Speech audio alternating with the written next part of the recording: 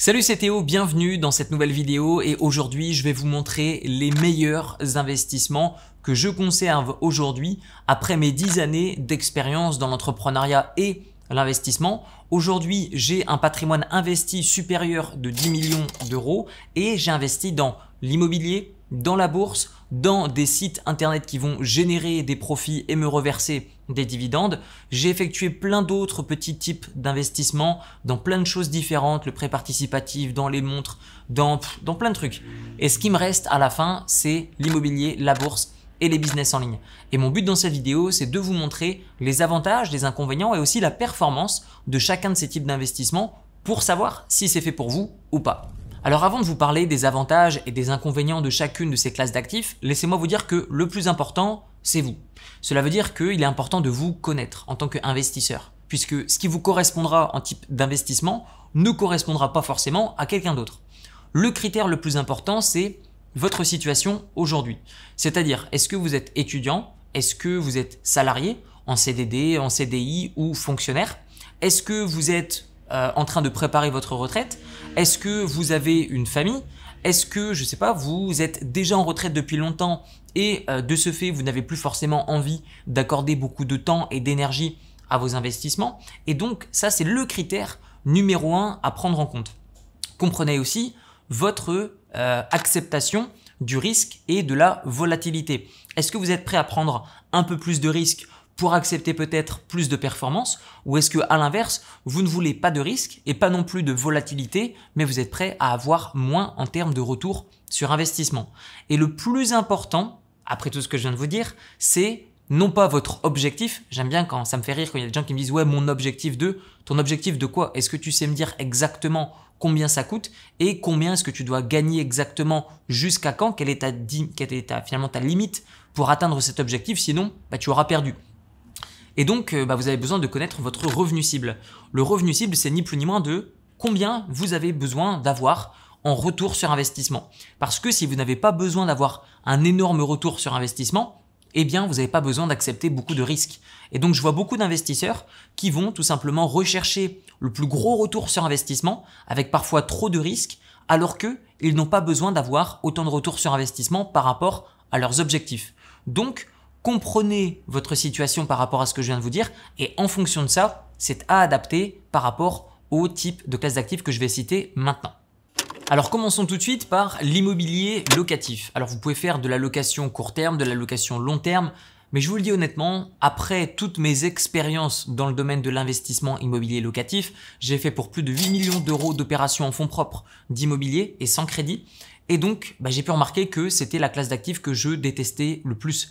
Pourquoi? Parce que il y a beaucoup d'avantages sur le papier. Ça veut dire que oui, ça protège votre patrimoine. Oui, si vous le mettez par exemple dans une certaine enveloppe fiscale, vous allez pouvoir effectuer une transmission de parts, des démembrements, etc. pour éviter de payer un maximum d'impôts et de droits de succession. Mais lorsque vous créez votre patrimoine ou lorsque vous souhaitez le sécuriser, c'est pas la même chose du tout. Je vous donne l'exemple de quelqu'un qui est en France, qui travaille par exemple, qui est en CDI ou qui est fonctionnaire, qui peut emprunter de l'argent auprès d'une banque et investir dans de l'immobilier locatif qui délègue à une agence de gestion et en long terme. Dans ce cas-là, pourquoi pas? Parce que ça vient créer du patrimoine. Mais je ne pense pas que quand vous soyez dans un âge avancé, c'est la meilleure classe d'actifs parce que ça va vous prendre la tête. Parce que si vous avez un problème avec un locataire, ça va vous prendre la tête. Vous allez vous dire « Ah mais ouais, là je vais commencer à lancer une procédure d'expulsion ». Sachez qu'une procédure d'expulsion, ça peut prendre entre 1 à 2 ans avec les trêves hivernales, etc. Ça peut prendre beaucoup de temps. Et donc au-delà du retour sur investissement, il y a aussi cette charge mentale qui fait que vous pouvez parfois rencontrer des soucis dans ce type de classe d'actifs. Et quand vous êtes dans un âge avancé, honnêtement, je ne pense pas que vous investissez pour vous inquiéter. Par contre, quand vous êtes plus jeune, le fait de pouvoir emprunter auprès d'une banque et pouvoir se faire rembourser son crédit par un locataire, je pense que ça vaut le coup d'accepter d'avoir quelques petits ennuis, quelques petites difficultés et que ce soit un peu chronophage parce que l'air de rien, il faut du temps déjà pour se former dans l'immobilier. Il faut ensuite du temps pour trouver le bien immobilier en question. Ensuite, la procédure d'achat prend du temps, les rénovations éventuellement, la mise en location et aussi toute la partie comptable que vous pouvez évidemment déléguer. Plus vous déléguez, moins vous allez avoir en termes de retour sur investissement des retours importants, mais vous aurez aussi certainement moins de soucis.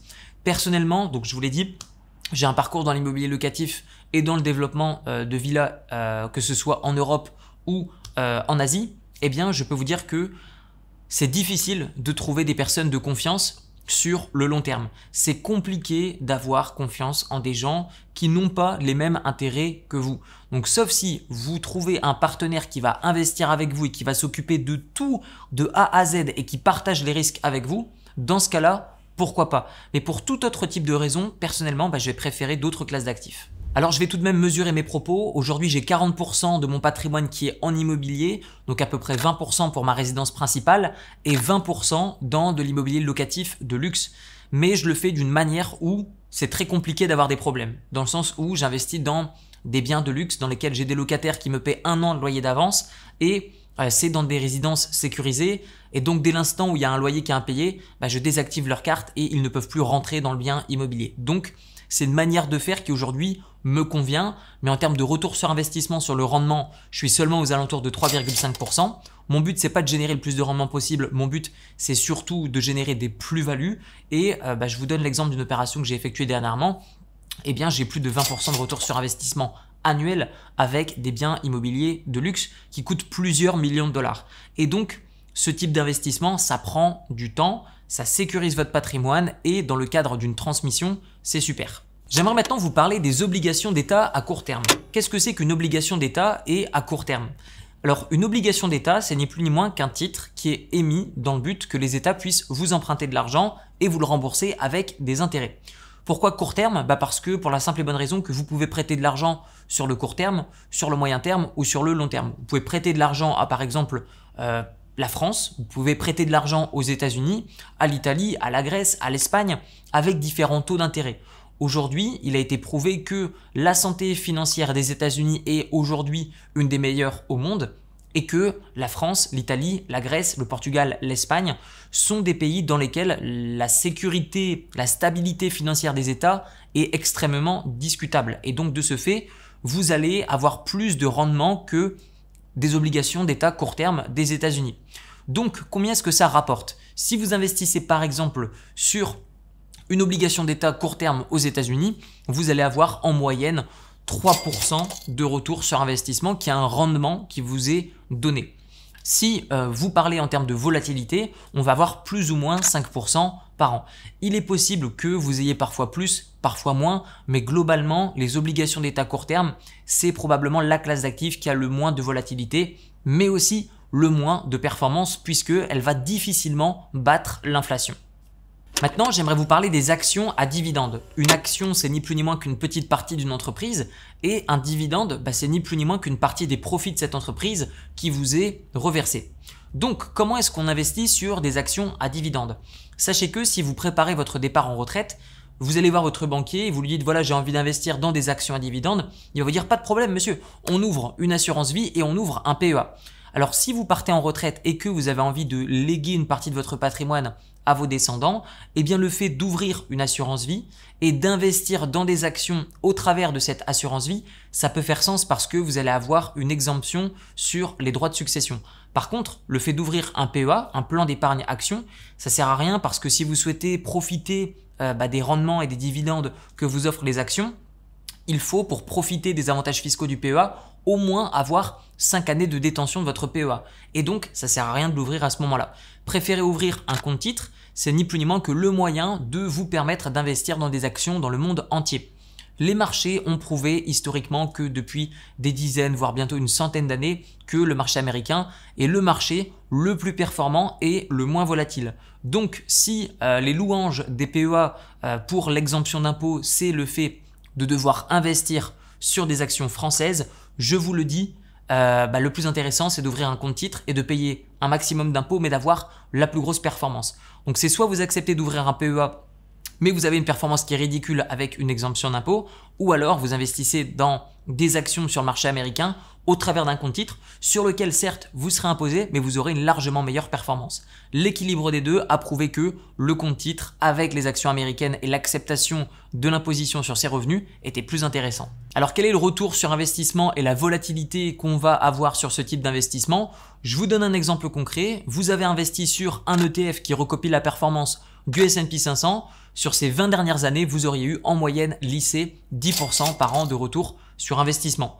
En termes de volatilité, vous auriez eu plus ou moins 20% par an. Ça veut dire que parfois, vous auriez eu 20% de plus-value et parfois, vous auriez eu 20% de moins-value latente.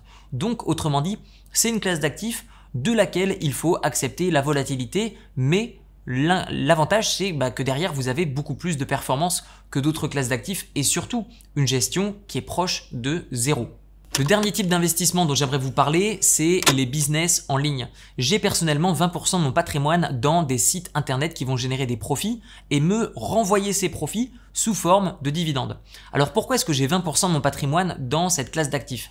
Pour la simple et bonne raison que durant la pandémie, durant le confinement, c'était pas censé être la fin du monde, il n'y a plus personne qui gagnait de l'argent. Et bien personnellement, étant dans le business en ligne et mes amis également, nous n'avons jamais gagné autant d'argent de toute notre vie depuis cette période. Pourquoi? Pour la simple et bonne raison que les business en ligne, les sites web rentables, c'est totalement décorrélé de l'investissement en bourse et totalement décorrélé de l'immobilier. Et quand je me suis dit, est-ce que je ne devrais pas investir dans ce type de classe d'actifs? Je me suis dit que en effet, c'était non seulement ce qui me donnait le plus de diversification au sein de mon patrimoine, mais en plus de ça, qui était le plus imperméable aux crises. Alors pour vous parler de réel retour d'expérience, j'ai fait pour plus ou moins en 2 ans pour 6-7 millions d'euros d'opérations en fonds propres avec des business en ligne, que ce soit la revente ou l'achat. Et ce que je peux vous dire, d'après ma propre expérience dans ce type de classe d'actifs, je vais obtenir des retours sur investissement entre 20 à 40% par an. En termes de volatilité, c'est dur à expliquer parce que la valeur d'une entreprise va dépendre de ses profits, certes, mais surtout de la valeur également de l'entreprise, de comment l'entreprise évolue et le fait que je vienne aussi améliorer parfois certains business en ligne, eh bien, ça fait que la valeur augmente même si le profit de l'entreprise est stable. Donc je vous mets dans la description de la vidéo le site onlineasset.com sur lequel vous pouvez investir de manière passive dans des business en ligne et toucher simplement des dividendes issus de ces profits. Moi-même et mon équipe, nous allons nous occuper d'examiner des sites web qui sont en vente, nous les rachetons. Ensuite, nous acceptons des investisseurs qui vont toucher une partie des profits de manière équitable avec nous et nous allons nous occuper du business en ligne en plus avec un partenaire sur chaque différent business. Pour en savoir plus, le lien de Online Asset est dans la description de la vidéo. Je vous dis à très bientôt. Prenez soin de votre retraite. Ciao, ciao.